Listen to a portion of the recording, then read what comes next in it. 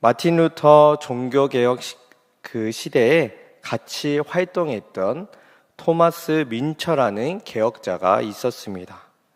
그는 처음에 루터와 함께 종교개혁에 참여했던 사람입니다. 당시 교회의 문제를 비판하고 하나님의 나라가 어떠한 나라인지 강조한 사람입니다. 그런데 루터와 이 민처는 이 둘의 차이가 곧 드러나게 되었습니다. 루터는 먼저 하나님의 말씀과 복음을 통해 사람들이 변화되고 그 후에 교회도 사회도 변화될 것이라 믿었습니다. 그런데 민처의 입장에서는 이런 루터를 보면서 루터의 개혁이 너무 느리고 힘이 없다라고 보았습니다. 그래서 그는 농민 전쟁에 참여하여 투쟁과 폭력을 통해 개혁하려고 뛰어들었습니다. 루터는 이러한 민처의 폭력과 분노는 결코 복음적이지 않고 목적이 옳더라도 개혁이 칼과 폭력으로 이루어져선 안 된다라고 반대했습니다. 결국 민처의 급진적인 이런 개혁은 실패하게 되었고 루터의 개혁은 엄청난 영향력을 끼치는 종교개혁이 되었습니다.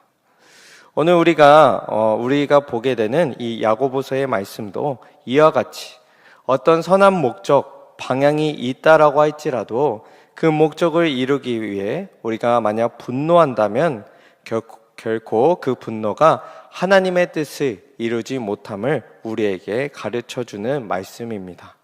우리가 19절의 말씀을 같이 한번 읽겠습니다. 19절의 말씀 읽겠습니다.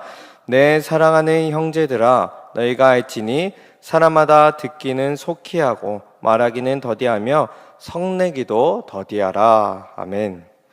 여러분, 성냄, 분노라는 그러한 감정은 결국 나의 감정입니다. 민처는 남을 위한 감정으로 을분을 가졌다라고 생각했지만 결국 자기 감정에 취했던 것입니다. 더 이상 남의 말도 듣지 않고 그런 분노가 후에는 폭력이라는 잘못된 길로 이어졌습니다. 말씀에선 성내기를 더디하고 말하기보다 먼저 상대방의 말을 들어주어야 한다라고 말씀하고 계십니다. 여러분, 교회 공동체는 각자의 성격과 색깔이 정말 다른 그런 성도님들 한 분 한 분이 엮여져 있는 공동체입니다. 만약 다들 자신이 우선이 된다면 교회 안에 말하는 사람만 많아질 것이고 서로의 이야기를 들어주고 헤아려주는 그런 사람이 없어질 것입니다. 나아가 이는 또한 자기 감정에 심취한 성냄의 모습으로, 분노의 모습으로 나타나게 될 것입니다. 20절을 보면 성내는 것이 하나님의 의를 이루지 못한다라고 말씀하고 계십니다. 우리는 때로 성냄으로 옳은 것을 이루고 있다, 하나님의 정의를 세우고 있다라고 착각하지만 결코 사람의 분노로는 하나님의 정의를 세울 수 없습니다. 교회 공동체 안에서 하나님의 정의는 무엇입니까? 누가 더 옳다라고 목소리를 내는 것도, 서로 분투하며 다투는 것도 정의가 아닙니다. 하나님의 정의는 무엇이냐? 하나님의 뜻은 무엇이냐? 서로 사랑하는 것입니다. 여러분, 그 사랑을 이루는데 화는, 분노는 좋지 않은 방법이자 독이 될 수 있는 감정입니다. 하나님은 자비로우시며 노하기를 더디하시는 분입니다. 이 하나님의 사랑을 본받아 교회 공동체 안에서 우리가 서로를 사랑하고 우리의 분노와 성냄을 내려놓는 저와 일신교회 모든 성도님들 되시길 축복합니다. 분노와 각자의 목소리를 높이는 대신에 우리가 붙들어야 될 것은 바로 21절에 나와 있는데 21절의 말씀 같이 읽겠습니다. 그러므로 모든 더러운 것과 넘치는 악을 내버리고 너희 영혼을 능히 구원할 바 마음에 심어진 말씀을 온유함으로 받으라. 아멘. 여러분, 바로 말씀을 온유함으로 받아들이는 것입니다. 온유한 마음은 분노와 조급한 마음의 반대입니다. 하나님의 말씀을 온유하게 받아들이는 사람은 하나님의 말씀이 보이는 순간에 이루어지지 않는 것 같아 보여도 기다리며 그 말씀을 신뢰하며 이루어질 때까지 잠잠히 인내하는 사람입니다. 여러분, 이삭은 온유한 사람의 대표입니다.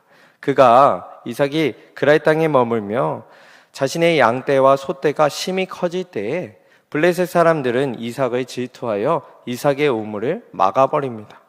분명 이삭은 이런 사건 가운데 억울하고 분투할 만한데 이삭은 다른 곳으로 떠나 거기에 새로운 우물을 팝니다. 이것도 또 그곳에서 다툼이 생기자 또한 그 옆에 다른 우물을 팠습니다. 거기서도 또 시비가 걸립니다. 세 번이나 이런 상황을 겪게 되니 정말 싸워도 합당한 상황입니다. 또한 이삭이 재산도 많으니까 싸움을 제대로 준비하고 그렇게 분투할 수 있는데 그럼에도 불구하고 이삭은 다른 곳에 우물을 새롭게 파서 물을 얻고 그곳에 만족하며 거주하는 모습을 우리가 볼 수 있습니다. 여러분, 온유하다라는 것은 그냥 무작정 참는 것이 아닙니다. 또한 손해보는 게 항상 정답이라는 말도 아닙니다. 여러분, 이삭이 다른 우물을 판 건 하나님이 내가 어디로 가든지 함께 하신다는 그런 말씀에 대한 확신이 있었기 때문입니다. 여러분, 신기한 것은 이삭이 우물을 판 곳, 그 우물을 판다고 해서 여러분 다 물이 나오지는 않다라는 걸 알 수 있는데, 그런데 이삭은 다른 곳에 옮겨서 우물을 파니까 물이 항상 나왔습니다. 여러분, 그러한 하나님의 역사를 이삭이 맛보았다라는 것입니다. 그래서 굳이 싸울 필요가 없었습니다. 하나님 동행하시니 잠시 손해봐도 복 주실 것을 확신했기 때문입니다. 우리 신의 성도님들도 이러한 이삭의 모습, 이삭의 신앙을 따르길 소망합니다. 이삭처럼 하나님이 나와 동행하신다라는 것을 믿고 온유한 마음을 가지시는 성도님들 되시길 소망합니다. 여러분, 하나님은 우리와 함께 계시고 우리의 삶에 역사하고 계십니다. 우리가 이것을 믿고 겪게 되는 손해와 어려움을 내 힘과 내 목소리, 내 성냄으로 해결하는 것이 아니라 하나님을 믿는 그런 믿음으로 이겨나가시는 저와 여러분들 되길 소망합니다. 23절을 보면 거울을 보는 사람에 대한 비유가 쭉 나오게 됩니다. 여러분, 하나님의 말씀은 사실 우리 자신을 보게 하는 그런 거울과도 같습니다. 말씀을 들으면 내가 그 말씀대로 살고 있는지, 그 말씀의 기준이 내 삶의 기준인지 우리가 말씀을 들으며 돌아보게 됩니다. 말씀대로 우리가 자신의 모습을 돌아보게 되었다면 잘못된 내 모습을 고치고 바꾸는 결단이 필요합니다. 그런데 우리가 그 말씀을 듣기만 하고 잊어버린다면 우리 삶 가운데 하나님의 말씀의 능력이 이루어지지 못하고 열매 맺지 못하게 됩니다. 우리가 25절도 같이 한번 읽겠습니다. 25절의 말씀 읽습니다. 시작. 자유롭게 하는 온전한 율법을 들여다보고 있는 자는 듣고 잊어버리는 자가 아니요 실천하는 자니 이 사람은 그 행하는 일에 복을 받으리라. 아멘. 여러분, 결국 말씀은 들음과 순종, 이것이 하나로 이어져 있습니다. 듣고 배웠다면 실천하는 것까지 하나입니다. 만약에 말씀을 듣고 잊어버린다면 우리 삶에 하나님의 말씀의 능력과 그 영향력이 결코 자라나지 못할 것입니다.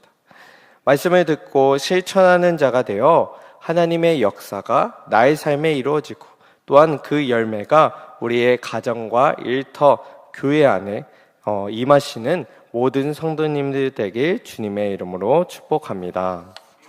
그런데 25절을 우리가 보았을 때 이렇게 율법이 설명되어 있는데 특별히 어떻게 설명되어 있냐면 자유롭게 하는 온전한 율법이라고 설명되어 있습니다. 여러분, 이 자유롭게 하는 온전한 율법이 대체 무엇입니까? 오늘 야고보서의 본문 말씀들은 우리가 하나하나 살펴보았는데 우리의 입술의 말을 잘 제어하고 우리 감정을 잘 다스리며 하나님의 말씀을 꼭 기억하고 실천하라는 그런 핵심적인 말씀들로 이루어져 있습니다. 그런데 이 모든 건 하나의 큰 주제를 갖고 있습니다. 그것은 무엇이냐면 우리가 무엇에서 자유하게 되어야 하냐, 이것이 굉장히 중요한데 그것은 무엇이냐? 바로 나의 이기심에서, 나 중심적인 삶에서 해방되는 것을 의미하고 있습니다. 결국 나만을 위한 삶에서 해방되어 자유하게 되어 이제는 이웃을 바라보고 이웃을 섬기라는 말씀이 오늘 말씀들의 주제라는 것입니다. 우리가 27절의 말씀을 같이 한번 읽어보겠습니다. 27절의 말씀 함께 읽습니다. 시작. 하나님 아버지 앞에서 정결하고 더러움이 없는 경건은 곧 고아와 과부를 그 환난 중에 돌보고 또 자기를 지켜 새 속에 물들지 아니하는 그것이니라. 아멘.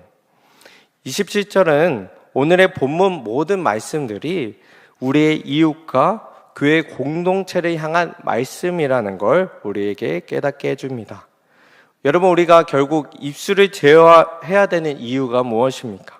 그것은 공동체 가운데 우리가 누구에게 상처를 주거나 아픔을 주지 말고 서로에게 사랑의 말을 하라는 말씀이지 않습니까? 우리가 또한 감정, 분을 다스리는 이유도 무엇이냐? 공동체를 분노라는 감정으로 인해 그 관계를 깨트리지 말라, 그 관계를 유지하라라는 말씀이며, 또한 하나님의 말씀을 기억하고 실천하라라는 말씀도 다름이 아니라 우리가 이웃에게 하나님의 이웃을 사랑하라라는 말씀을 순종하며 이웃에게 사랑을 실천하라는 그런 하나님의 말씀입니다. 결국 오늘 본문의 말씀들은 서로 사랑하라라는 말씀입니다. 오늘 본문 19절의 가장 첫 마디도 어떻게 시작하냐면 내 사랑하는 형제들이라고 시작합니다. 말씀을 듣는 공동체를 사랑하는 형제들이라고 칭하고 있습니다. 그 안에는 누구도 있냐면 고아도 있고 과부도 있고 부유한 사람, 재능 있는 사람 등 정말 다양한 사람들이 그 교회 공동체를 이루고 있는데 이 모두는 바로 하나님 안에 연결된 공동체, 서로 사랑하기 위해 부름받은 그러한 공동체입니다. 그러니 하나님 앞에서 정결한 것은, 경건한 것은, 정말 올바른 신앙은 혼자 고결하여서 나는 잘났고 나는 좋은 믿음을 가졌으니 남을 비판하고 판단하는 그러한 신앙이 아니라 교회 공동체 안에 어려움과 환난 중에 있는 사람의 말을 들어주고 긍휼의 마음을 갖고 실제로 도움의 손길을 뻗는 그런 사랑의 실천이 바로 하나님께서 원하시는 말씀의 성취이자 참된 신앙의 모습이라는 걸 우리가 깨달아 알 수 있습니다.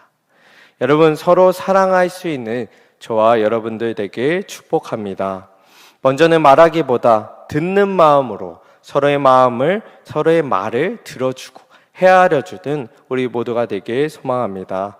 또한 우리 마음에 있는 조급하고 성내는 그러한 분노의 마음을 버리고 진정한 하나님의 정의를 세우기 위해 온유한 마음을 가지는 우리 모두가 되길 바랍니다. 여러분, 우리가 성내지 않아도 하나님은 우리를 결코 버리지 않고 외면하지 않고 우리와 함께하고 계십니다. 이삭처럼 하나님의 함께하심을, 그 일하심을 믿어서 눈앞의 손해와 어려움도 믿음으로 뛰어넘는 저와 여러분들 되길 소망합니다. 하나님 앞에서 가장 고결한 신앙은 나 잘 믿고 나 믿음 잘 지키고 나 잘났다는 그런 신앙이 아니라 바로 공동체를 돌볼 수 있는 신앙입니다. 때론 어려움에 있는 이를 위해 희생하고 땀을 흘리며 그런 사랑의 실천을 할 수 있는 그런 신앙이 하나님께서 원하시는 신앙인 줄로 믿습니다. 이 신교회 안에도 이러한 사랑이 넘쳐서 우는 자를 막 더 모욕하는 그런 일이 발생하는 것이 아니라, 고통스러워하는 자를 더욱 저주하는 일이 일어나는 것이 아니라 우는 자 옆에 다가가 그 손을 잡아주고 고통스러워하는 자를 위해 도움과 힘을 줄 수 있는 그런 하나님이 기뻐하시는 사랑의 공동체가 되길 주님의 이름으로 축복합니다.